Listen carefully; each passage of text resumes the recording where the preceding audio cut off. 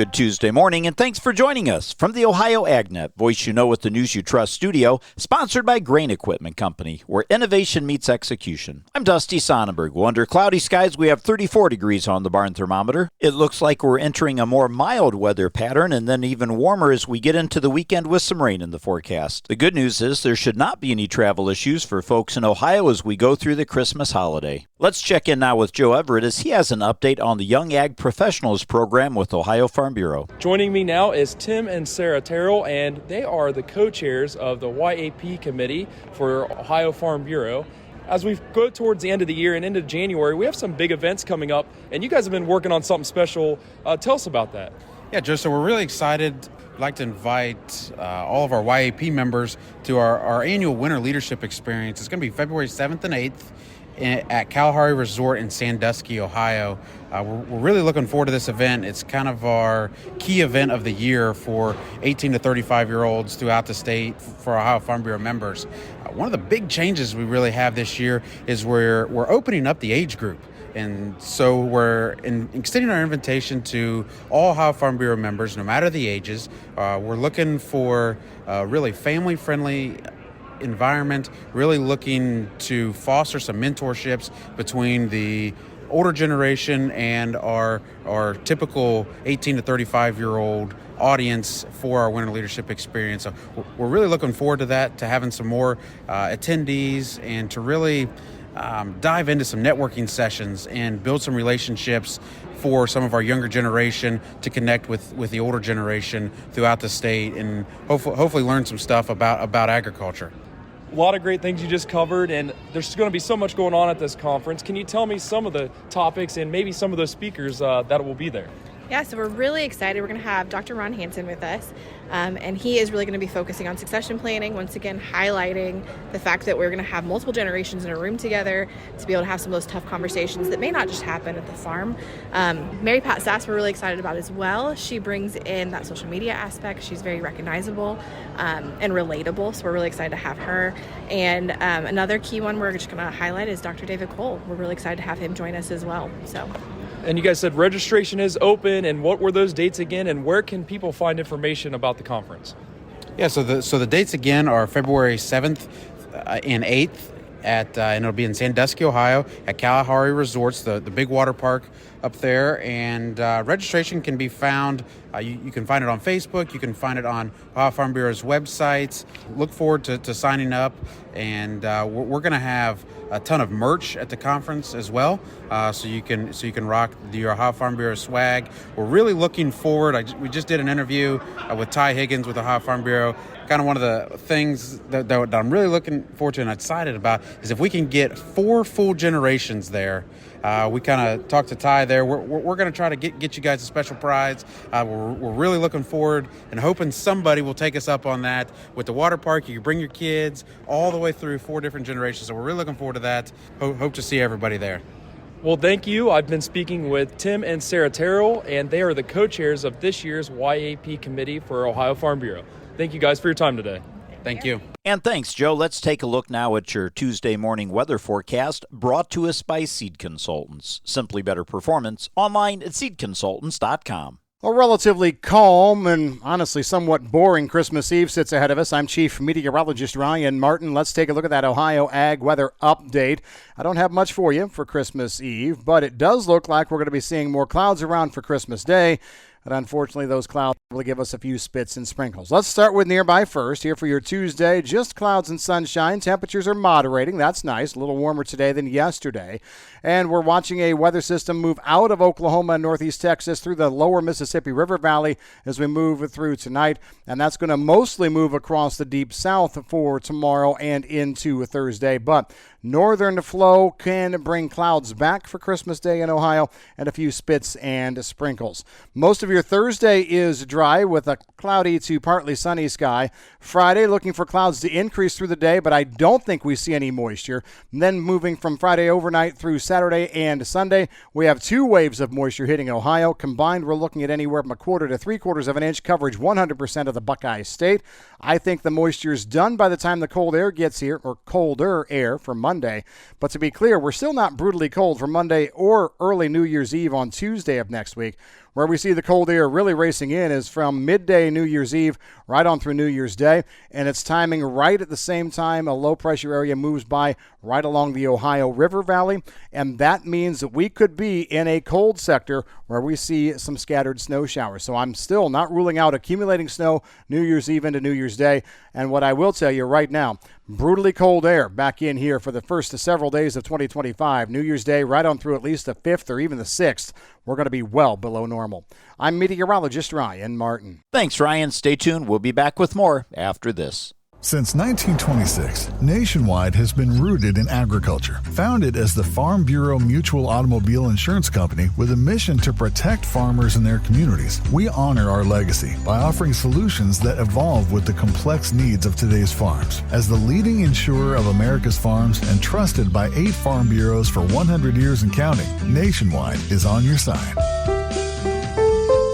Number 1 insurer based on 2023 direct written premium per AM Best. Nationwide Mutual Insurance Company and affiliates, Columbus, Ohio. Joining me this morning is Dale Arnold. Dale is Director of Energy Policy for Ohio Farm Bureau. Dale, a lot of things going on in the arena of energy, but probably one of the first ones we want to touch on is an energy guide that you guys have out. Tell me about that. Yeah, I was able to put it together, and it is a culmination of a lot of programs and stuff I've done basically for decades. It's for members. It's in our members-only section. It's in our toolkit of resources. It's about 40 pages long. And anything having to do with energy generation, transmission, distribution, impacting farmers, everything from oil and gas to transmission lines, pipelines, drilling, wind, solar, biomass, fuel cell. It's a very good first and second step. If you're being approached by a developer to do something on your property, it gets you basically what pressing questions you need to ask, access to legal counsel, what are some things you're going to take a look at, rules, regulations. It's just a very good resource for people to take a look at as they're going with that. And that's got to be rather important here over the last number of years and even today, because you take a look at energy generation, transmission, distribution networks. We're going through the largest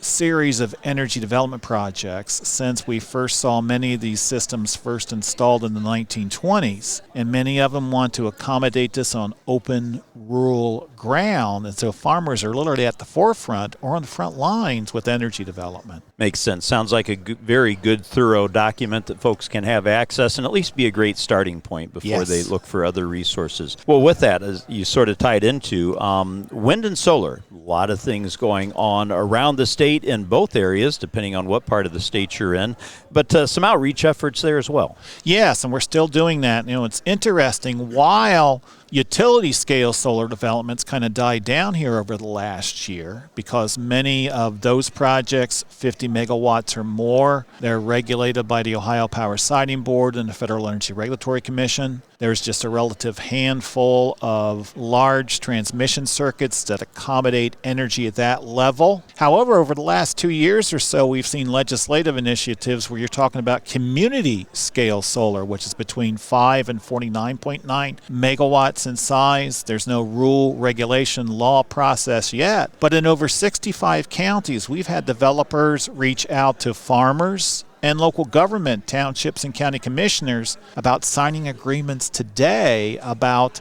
putting those programs and putting those particular facilities in open rural areas. I get a lot of calls from farmers. I do a lot of virtual kitchen table meetings on a nightly basis, and I'm telling farmers, you know, until you see rule, regulation, law process put into law, protections, soil and water conservation, rules, regulations with regard to that, I wouldn't sign anything yet because grandfathering could be held against you. Sure. If you sign something now, and then the rules and regulations come into play. And so we're still helping a lot of people along those lines. So still sort of the Wild West when it comes to yes, some of that. Yes, it is. Another term that's out there that a lot of folks have heard but maybe not familiar with, agrivoltaics. What exactly is that, and how's it apply? Oh, that's interesting. You know, take a look at agrivoltaics, and again, this has to do basically with solar. You have a lot of companies who are taking a look at working and creating practices and management strategies and programs to do agricultural work, agricultural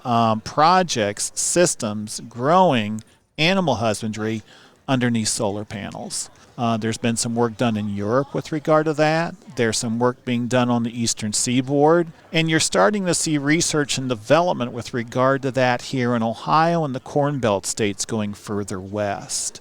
We have some issues, needs, and concerns because I'm working with a lot of developers that are very good at the technology they're working with. But when you're talking about agriculture and growing up on a farm, the experience is just not there. You're seeing a lot of projects that are being done on the eastern seaboard and in the Piedmont, but when you're talking about a utility scale project which is measured in tens of acres, it's much easier to do that. When I'm working with developers and I'm working with farmers and I'm talking to farmers who are doing that in the eastern seaboard, and I'm telling them, we're taking a look at several hundred to a couple of thousand acres, they're going, that is much different. Creating the techniques, creating the strategies, soil and water conservation, infrastructure development, being able to put fencing, paddocks, access lanes for farm equipment, turnaround sections and spacing, effective soil conservation, drainage, both surface and subsurface, equipment clearances and things are all part of that particular process, and you really need to design an array and a program to be able to accommodate that. My guest again today, Dale Arnold. He's Director of Energy Policy for the Ohio Farm Bureau. Dale, thanks so much for all your work. You're quite welcome. We'll see you again soon. It's time now for your morning Louis Dreyfus grain analysis, brought to you by the Ohio Soybean Council and your soybean checkoff. Let's check in with Ryan Martin. Grain markets mixed on Monday to kick off the holiday week. As we take a look at the closing numbers, corn was about a penny or two higher. Beans were down anywhere from 3 to 5. And the wheat markets led the upside, up anywhere from 4 to 8.5 cents or so. The biggest jumps coming in Chicago wheat. What was in the marketplace on Monday? Well, honestly, not a whole heck of a lot. Market reacted to some weekend developments as the U.S. government managed to stay open. The continuing resolution was passed by both the House and the Senate. And the other story, in a long-expected and well-discussed ruling, Mexico lost its right to ban genetically modified corn as science prevailed. Mexico is expected to ban the seeding of genetically modified crops and look for other means to keep genetically modified corn out of its food supply. The Mexican president is defiant to the ruling and pledged to protect Mexican corn biodiversity. We're talking about a USMCA ruling that came out that said Mexico cannot ban imports of GM corn. The weekly export inspections report out yesterday morning didn't really have a whole lot of excitement in it. The shipments are still very, very decent for this time of year. As we take a look at the overall idea, the expectations were close to being met. We're also seeing the grain trade watching very, very closely to find out if we can get any confirmation that China secured anywhere from 0.5 to 1.2 million metric tons of U.S. soybeans for March and April to add to their reserve. We're hearing this with Sinograin doing the buying. Oddly enough, Sinograin not necessarily too happy with whoever leaked a report to Reuters about their purchases for the strategic reserve in that part of the world. Remember, we've also got the Christmas holiday at midweek. Markets will close early today and then won't open back up until 9:30 a.m. Thursday. I'm Ryan Martin. Thanks, Ryan. Let's take a look now at how your markets closed, brought to us by Seed Consultants. Simply better performance, online at seedconsultants.com. March corn closed up 1.5 pennies, and May corn was up 1 3/4. January soybeans closed down 5 cents, and March soybeans were down 3 3/4. March Kansas City wheat closed up 6 1/4 cents, while March Chicago wheat was up 7 1/2, and March Minneapolis wheat closed up 5 1/4 cents. Taking a look at your overnight trade, March corn is down 1/4 penny at $4.47 1/2. December 25 corn down 1/4 penny at $4.37. January soybeans are trading down 2.5 cents at $9.67. The November 25 new crop is down 1 3/4 at $9.85 1/4. Wheat for March is trading down 2 3/4 cents at $5.37 3/4, and the July 25 new crop wheat down 2.5 cents, $5.55 3/4. Now at the close, December live cattle were down 35 cents at $190.97 1/2, and February cattle were down 95 cents at $187.45. February lean hogs closed down $1.55 at 84.37.5, with April hogs down 90 cents at $89.62 1/2 cent. This is the Ohio AgNet.